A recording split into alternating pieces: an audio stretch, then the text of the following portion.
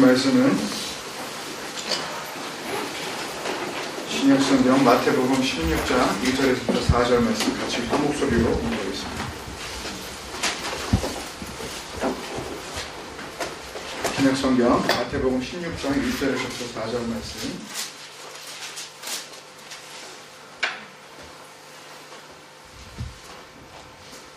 함께 찾으셔서 우리 같이 읽습니다. 시작. 바리새인과 서두개인들이 와서 예수를 시험하여 하늘로부터 오는 표적 보이기를 청하니 예수께서 대답하여 이르시되 너희가 저녁에 하늘이 붉으면 날이 좋겠다 하고 아침에 하늘이 붉고 흐리면 오늘은 날이 좋겠다 하나니 너희가 날씨는 분별할 줄 알면서 시의 표적은 분별할 수 없느냐. 악하고 음란한 세대가 표적을 구하나 문화의 표적밖에는 보여줄 표적이 없느니라 하시고 그들을 떠나 가시니라. 아멘. 함께 인사 나누시겠습니다. 주의 이름으로 사랑합니다. 주의 이름으로 사랑합니다.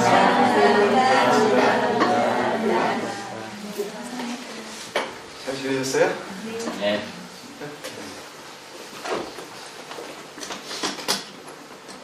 경계지역 벗어나기 8번째 시간 말씀 같이 나누겠습니다. 오늘 본문 말씀을 통해서 우리가 2주 전부터 함께 나누었었던 요나라는 한 인물을 중심으로 해서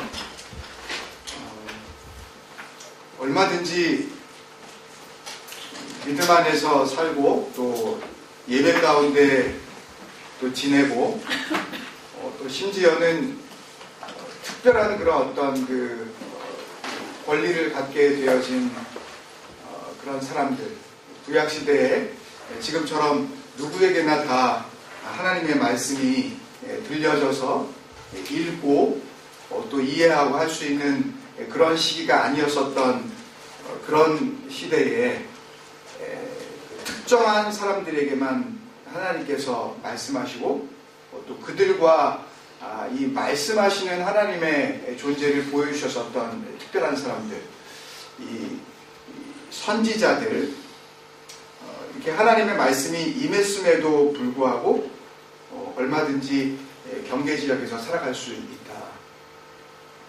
그리고 하나님께 절대적으로 불순종할 수도 있고 또 할 수 없이 이 disobedience가 아니라 하나 우리 만들어낸 그 단어 forced obedience, 억지 순종. 우리 이 한국의 속담에도 그런 말이 있죠. 억지 춘향이라고. 할 수 없이 그냥 할 수 없이 춘향이 짓을 하는 거예요. 마음은 누구한테 가 있는? 이도령한테 원래 가는데 할 수 없이 변화. 하여튼 사또가 또 이렇게 서브하라 그러니까 또 서브하게 되어지는, 어쩔 수 없는 그 순종이 있다. 누구에게? 하나님을 믿는다고 하는 사람들한테 다 있어요. 근데 지난주에 우리가 같이 생각해 본 바에 의하면 불순종도 하나님께서 가라고 하시는 그 방향 따라서 그 디렉션으로 가지 않고 거역하는 것도, 이 불순종도 참 큰 문제지만 억지 순종은 더 큰 문제다. 막 갔다가 그래서 그 전혀 그 상관도 없는 그 구절인데 주님께서 막 사역 초기에 사도들이 다른 사람들을 주님께서 이렇게 부르신다고 할 때 와 보라 이 단어 가지고 막 그거를 전도의 구절로 막 이렇게 삼고 그러는데, 막 강권하여 데려다가 내 집을 채워라 뭐 이런 걸 가지고 전도의 말씀으로 이렇게 삼고 그러는데 그런 게 아니에요. 하나님을 믿는 것은 그렇게 해서 될 일이 아니라고요.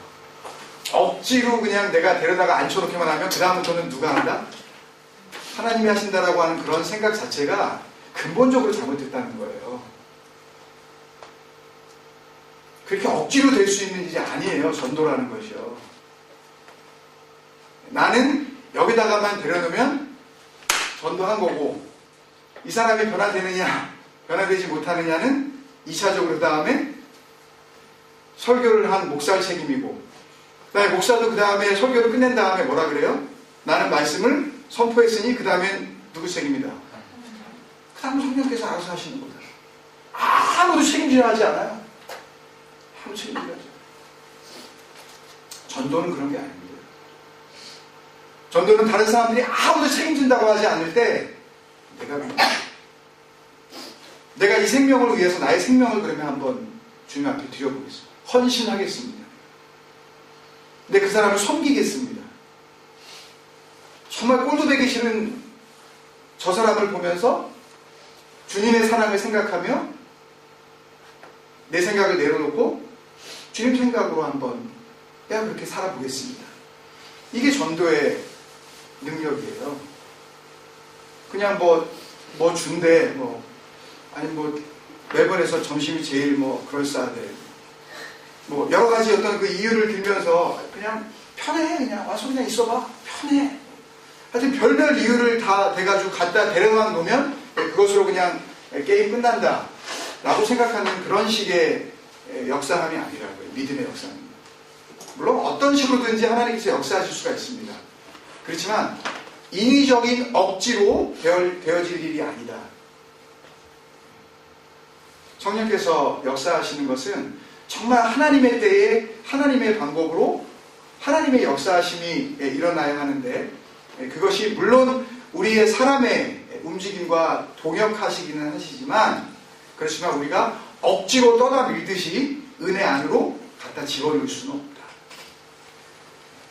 오히려 하나님께서 그들 각자에게 또 우리에게 와 주셔야만 한다. 이 시간도 마찬가지예요. 이 시간에도 억지로 되어지는 은혜는 없습니다, 여러분. 억지로 되어지는 은혜는 없어요. 진정한 예배는 물론 억지로 왔다가 뜻하지 않게 하나님의 은혜를 받고 변화되는 경우는 얼마든지 있습니다. 그렇지만 예배 그 자체, 하나님을 예배하는 그 자체는 억지로 할 수 있는 게 아니라는 거예요. 변화된 후에 진정한 예배의 삶을 살 수가 있습니다. 그렇지만 그런 변화가 없는 상태에서 드려지는 예배의 모든 행위는 종교 행위일 뿐이에요. 그것을 통해 하나님께서 영광 받으시지도 않으실 뿐더러 본인에게는 아무런 영적인 유익이 없는 것입니다. 우리 각자가 오늘 한번 돌아봐야 합니다.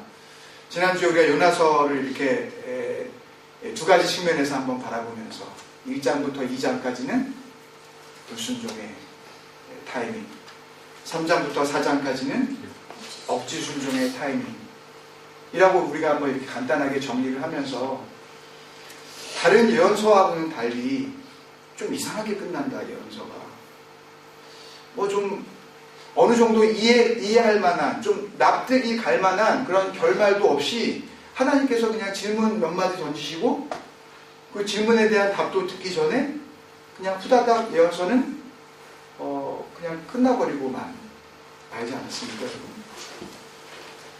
그리고 우리 같이 기도하면서 질문하신 그 하나님 앞에 이제 우리가 써나가자. 몇 장을? 요나서 5장 우리가 한번 써나가자.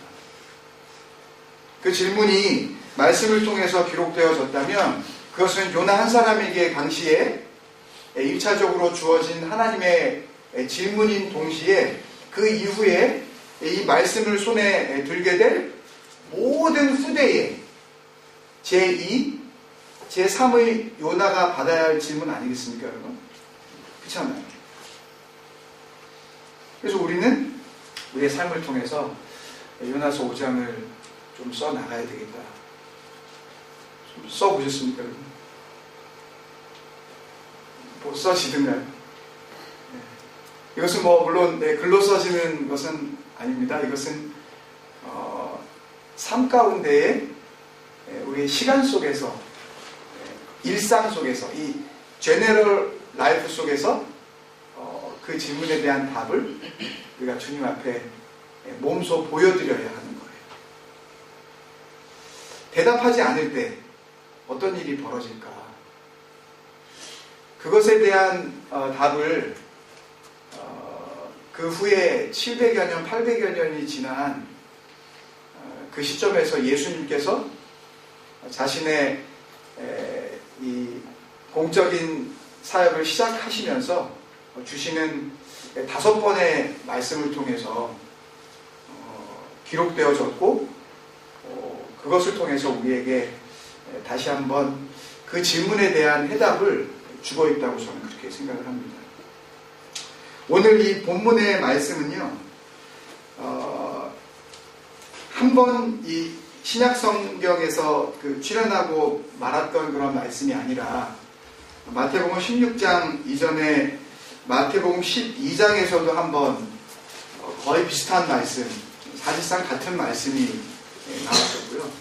또 마가복음 8장에서도 같은 말씀이 또 출연했었고, 누가복음 11장에서도 같은 말씀에 대한 기록을 또 다른 복음서 기자가 기록을 했었습니다. 그리고 또 한 가지 우리가 간과하기 쉬운 그 구절이 하나 있는데, 그것이 바로 마태복음 17장 22절부터 27절에 대한 말씀인데요. 성경 전체에, 특히 신약 성경에 보통 고기를 잡을 때에는 전부 다 뭐를 던졌습니까? 낚시 좋아하시는 분이 여기 금을 던지십니까? 비사님? 보통 낚싯대를 던지시죠. 낚시 던지는 이야기는 이 마태복음 17장에 딱 한 번 출연을 하는데, 한 번 기록된 이야기를 통해서 다시 한번 이 요나의 이야기를 주님께서 결론적으로 우리에게 또 말씀해주고 계십니다. 다른 병행 구절, 이 파랄렐 벌스라고 하는 이 다른 구절에서는 오늘 본문으로 삼은 마태복음 16장 1절에서부터 4절까지의 말씀과 같은 맥락의 말씀들이 복음서 기자의 또 다른 영적 시각에 따라, 다시 말씀드리면 디모데후서 3장 16절의 말씀처럼 성경은 하나님의 뭐로 된 것으로? 하나님의 감동으로 된 것으로. 감동이 누구에게 임했다는 거예요? 그 당시 그 말씀이 주어진 하나님의 말씀을 기록하라고 하나님께서 택하여 사용하신 바로 그 기자, 그 라이터. 마태복음 같으면 마태에게, 마가복음 같으면 마가에게 하나님의 감동이, 하나님의 영이 움직이셨다는 거죠. 실제로 눈으로 보여지는 모습은 사람이 사람의 손으로 도구를 이용하여 기록하여 나가는 것입니다. 그렇지만 하나님께서 보시는 입장에서는 지금 그 사람은 하나님의 말씀을 하나님의 능력으로, 하나님의 마음을 가지고 지금 대신 기록해 나가고 있는 대필자일 뿐입니다. 그 대필자의 입장에서 또 다른 시각으로 하나님께서 감동을 달리 주셨기 때문에 이 사복음서에 나오는 요나와 관련된 복음서의 기자들의 입장들이 조금씩 다 다릅니다. 오늘 그것을 나누려고 하는 것은 아니에요. 우리는 어디까지나 우리의 주제가 뭐죠? 경계지역 벗어나기. 여기에 우리가 집중을 하고 있기 때문에 하나님을 믿는다고 말은 하고 실제로 행동도 그렇게 해요. 누가 봐도 하나님 믿는 사람이에요. 그런 사람에게 향하신 하나님의 경고, 그것이 무엇인가, 이것을 발견하는 것이 이 경계지역 벗어나기의 주된 목표이기 때문에 이것을 일일이 다 해석을 하고 요나의 그 표적이 의미하는 것이 구약과 신약 성경을 통틀어서 예수님의 생애와 어떻게 연결이 되어져 있는가 라는 것을 밝히는 쪽보다는 어디에서 주안점을 두려고 한다? 경계지역. 경계지역이 얼마나 위험천만한 곳인지, 경계지역에 살고 있는 사람들의 눈을 띄우게 하기 위하여 저와 여러분이 이 말씀을 같이 묵상하고 또 여러분은 듣고 저는 준비할 때 하나님께서 우리를 향하신 하나님의 뜻에 우리의 눈이 밝아져서 우리의 눈이 열려져서 이제는 땅만 쳐다보지 않고 하늘을 볼 때 정말 하늘의 징조를 오늘 말씀처럼 뭐 날이 어떻게 뭐 구름이 많이 끼면 아니면 뭐 저녁에 석양이 질 때에 석양빛이 어떠면 그 다음 날이 뭐 맑으냐 흐리냐 이런 것들을 그 징조를 그 사인을 우리가 알 수 있는 것처럼 하늘을 볼 때 하늘만 보는 것이 아니라 하늘을 지으신 하나님을 볼 수 있는 진정한 인간다운 인간으로 회복되기를 기대하는 마음으로 거기에 집중하려고 하는 것입니다. 그래서 오늘 말씀을 먼저 살펴보고 그리고 지난번 2시간 동안 하나님께서 요나서를 통해서 주신 말씀과 오늘 주신 말씀을 관련 지어서 말씀을 정리하도록 그렇게 하려고 합니다. 오늘 본문의 말씀을 보면 두 부류의 사람이 예수님께 와서 질문을 합니다. 질문이 나쁜 것은 아니라고 말씀을 드렸습니다. 지난 시간에도 요한복음 14장에서 도마가 주님께서 어디로 가시는지 모르는데 우리가 어떻게 따라갑니까? 그런 질문을 통해서 주님께서 내가 길이다. 다른 데 찾아 헤맬 필요 없다. 내가 진리다. 이 진리는 어떤 진리입니까? 내 목숨과 바꿀 수 있을 만한 진리를 의미하는 것입니다. 여러분, 진리는요, 진정한 진리는 불변하지 않는 모든 것이 물론 우리가 진리라고는 이야기를 하는데 성경이 이야기하는 하나님께서 말씀하시는 진리란 무엇이냐? 그것은 우리의 생명과 바꾸어도 아무런 손해가 나지 않는 것. 오히려 우리의 생명과 그 진리를 바꾸려 하면 할수록 우리에게 오히려 복되는 것. 그죠? 그것이 진리입니다. 그래서 그것이 우리에게 생명이 되는 거예요. 그래서 내가 곧 길이다, 진리다, 생명이라는 말씀을 주신 겁니다. 그리고 그것을 바꾸게 되면 복이라고 그랬는데요. 그것을 바꾸기 시작한 이스라엘은 전부 다 주님 앞에 회복될 것입니다. 이스라엘만 회복될까요? 말씀을 준비하다가 어제 말씀 이사야서 19장이었나요? 어제 매일 성경 본문이요. 사실 예전에도 읽은 적이 있는데 다시 한번 마음 가운데 큰 그 충격이 왔습니다. 하나님께서 보통 복을 주실 때는 누구만 복을 주셔야 되는 거죠? 하나님께서 택한 민족? 이스라엘만 주셔야죠. 근데 어제 이 이사야서 19장 그 본문의 말씀을 보니까 이스라엘만 복 주신 하나님이 아니네. 19장 25절이었나요? 24, 그 이전부터 다른 모든 하나님 앞에 버림받았었던 민족들에 대한 회복을 하나님께서 예고를 하시면서 심지어는 그렇게 완전히 하나님 앞에 버림받을 것 같은 그런 존재였었던 애국도 애국을 뭐라 그래요? My people 그래요. Blessed be Egypt my people 그래요. 복된 자들이여 참 너희들 복되도다. 내 백성 애국. 이게 이해가 되십니까 여러분? 하나님께서 이스라엘만 사랑해야 되는데 나만 사랑해야 되는데 누구까지 사랑하셔요? 우상의 완전히 이 본거지 그 진원지나 마찬가지인 그 오늘 주님께서 말씀하시는 것과 같은 그런 악하고 음란한 세대, 정말 악할 대로 악해서 하나님을 버리고도 얼마든지 잘 살 수 있는 그런 나라, 음란하기 때문에 하나님을 섬기지 않고 오히려 다른 우상들을 섬기면서 얼마든지 그 신들과 함께 평온한 삶을 살아갈 수 있는 그런 나라, 정말 악하고 음란한 세대가 바로 애굽 아니었습니까? 그런데도 불구하고 하나님께서 뭐라 그러셔요? 니네들 내 백성이다. 심지어는 쑥어서 그냥 부러뜨려 버리시는 막대기 같은 존재였었던 아시리아를 향해서 아시리아, You're my handpiece, handiwork. 나의 작품이라고 그러셔요. 나의 기업이라고 그러셔요. 놀라운 일 아닙니까? 하나님 안으로 들어오기만 하면, 하나님 안으로 회복되기만 하면 하나님을 가리지 않습니다.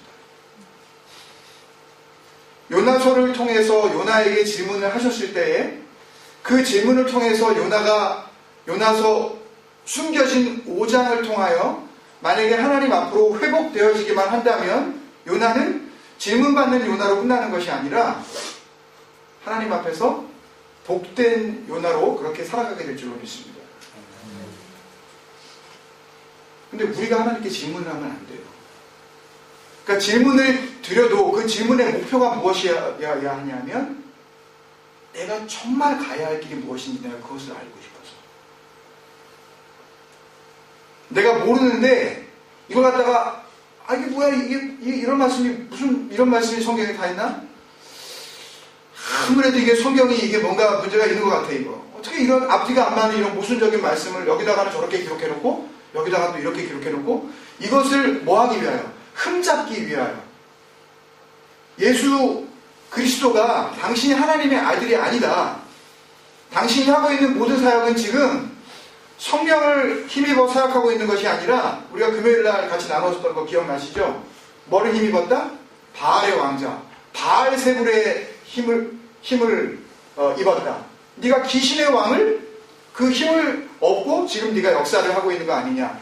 굳이 하나님께서 역사하시고 있는 그 사역을 마음 가운데 악한 마음으로 거부하려는 그런 마음, 거절하려는 그런 마음, 그런 마음으로 드리는 질문이 아닌 정말 내가 알기를 원하고 내가 정말 보기를 원하고 내가 정말로 붙잡기를 원하고 그런 마음으로 드려지는 질문 이외에 다른 질문들은 하나님 앞에서 성령을 모독하는 죄를 범하게 되는 것입니다.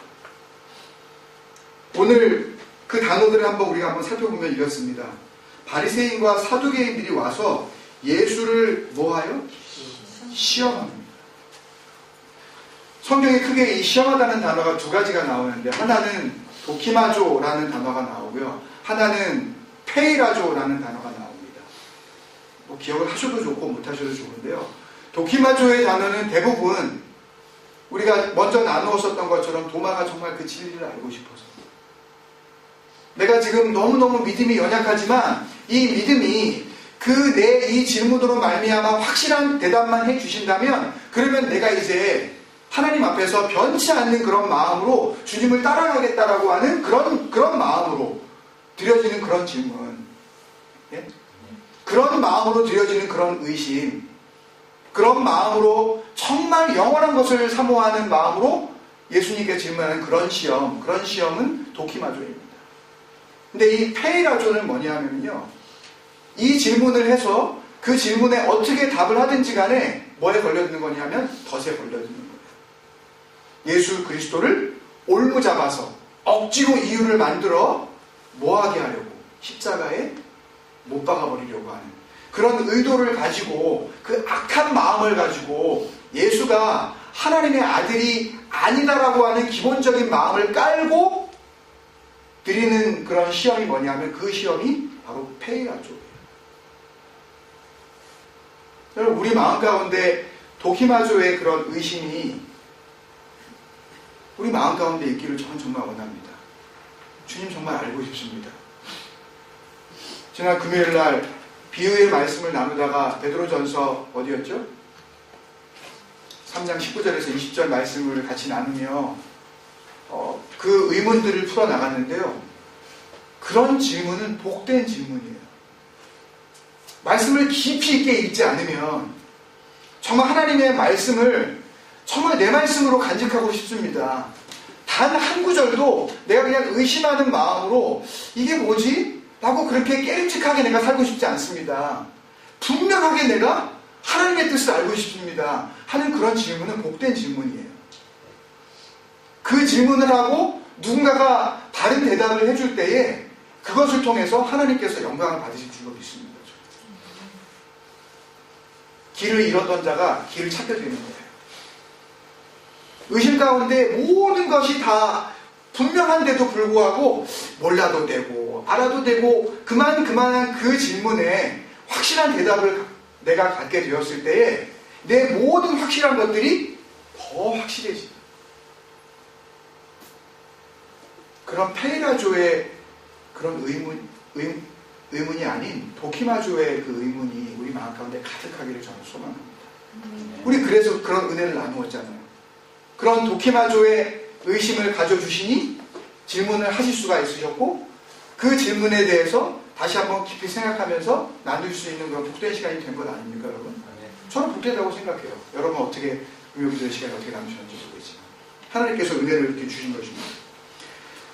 바리새인과 사두개인들이 왔다 그러는데요. 바리새인들과 사두개인의 그 이름을 우리가 한번 살펴볼 필요가 있습니다. 바리새인들이라는 이름은 그 파리사이오이라는 그런 이름인데요. 파리사이오이라는 그 이름은 페리시라는 그 헬라어 단어에서 나왔는데, 이 단어는 구별된, 거룩한, 순결한, 때묻지 않은, 우리는 누구와 다르다, 니네들과 다르다, 그렇게 생각하는 사람들이 누구예요? 바리새인들입니다. 철저히 율법을 지킵니다. 철저히 말씀대로 살아가요. 말씀이라 그러면 아주 그냥 껍벅 죽는 사람들이 누구예요? 말씀 중심. 말씀이 아니면 아예 자기의 삶의 기준으로 삼지도 않는 사람들, 그런 사람들이 바리새인입니다.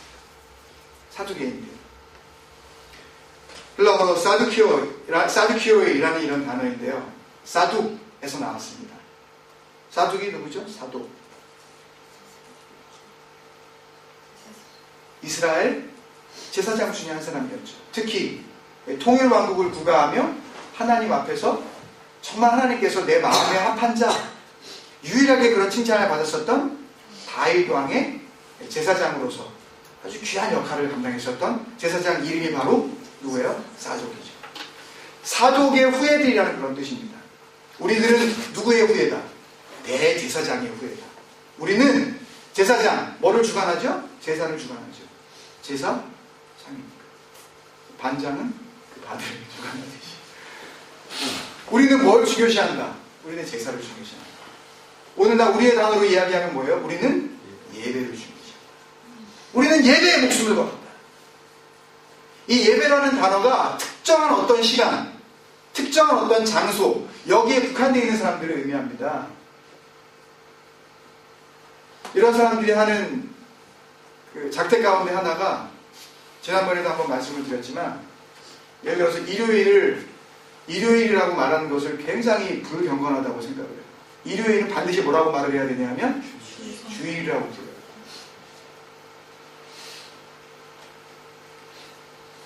길게 말씀드리지 않겠습니다. 주일이냐 아니냐 뭐 이런 문제에 대해서는 누가 만들어냈는지도 모릅니다.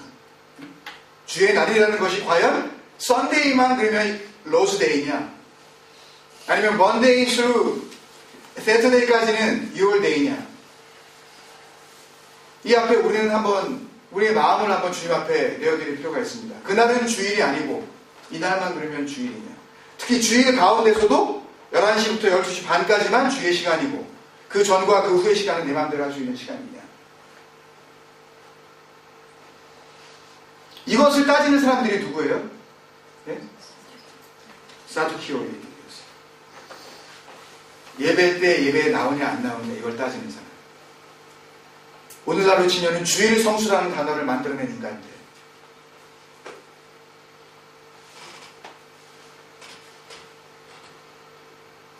다른 날은 내 마음대로 살아도 되고, 썬데이 중에서 이 특정 시간만큼은 내가 하나님 앞에서 특정한 장소에 나와 특정한 시간을 특정한 그런 몸가짐으로 앉아있으면 나는 뭘 했다? 하나님께 예배드렸다. 그걸 만들어낸 인간들의 선배 중에 선배가 누구다? 사두개인들. 그래서 보이지 않는 것을 믿지 않습니다. 그래서 이 사람들은 뭘 믿지 않아요? 예수님의 부활도, 영원한 생명도, 천국도 지옥도. 오로지 이 땅 가운데 내가 예배만 드리면 끝.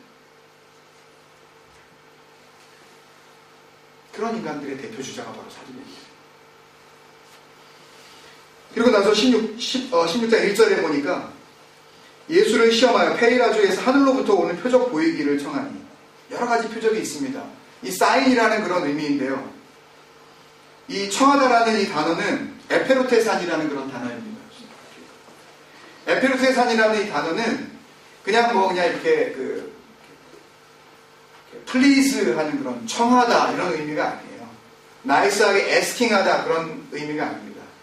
법정 용어로서 대질 신문하는 겁니다. 피고에게 너 이런 일을 한 적이 있느냐 없느냐, 너 정체가 뭐냐 라고 하는 그런 취조하는 그런 이 동사의 그 의미가 바로 이 에페로테산이라는 그런 단어예요.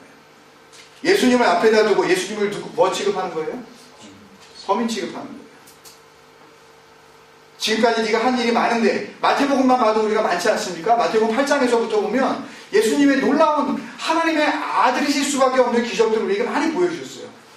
이것들 다 이야기하자 그러면 시간이 너무 많이 걸리니까 8장부터 한번 쭉 보십시오.